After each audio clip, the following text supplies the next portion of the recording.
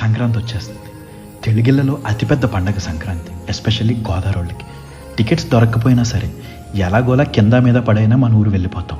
సంవత్సరం మొత్తం అయిన వాళ్ళకి దూరంగా కష్టపడిన మనల్ని వాళ్ళకి దగ్గర చేసేదే ఈ సంక్రాంతి పండగ. దేశంలో ఏ మూలనున్నా సరే పండగకి ఊరు వెళ్ళాల్సిందే. ఇంటి దగ్గర అయితే 10 రోజుల ముందు నుంచే స్టార్ట్ అయిపోద్ది హడావిడి.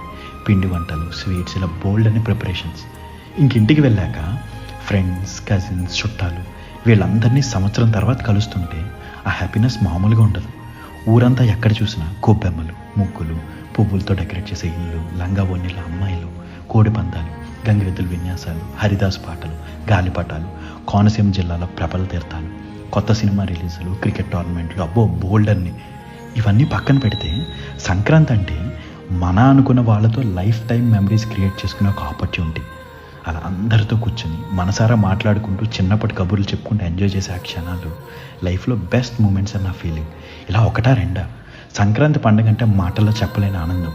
ఇంకా పండగ అయిపోయి వెనక్కి వెళ్ళిపోతుంటే ఆ బాధ, మళ్ళీ సంవత్సరం వరకు మన వాళ్ళందరినీ ఒక చోట చూడలేము, కలవలేము అని. ఒక వారం 10 రోజులు ఆ ట్రాన్స్లోనే ఉంటాం, మైండ్ డైవర్ట్ అవ్వదు. ఎంత పెద్దవాళ్ళం అయిపోయినా సంక్రాంతికి మన ఊరు వెళ్ళడం అనేది ఒక ఎమోషన్, ఎప్పటికీ మారనిది కదా.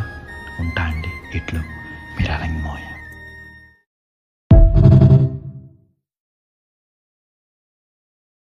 Download ShareChat.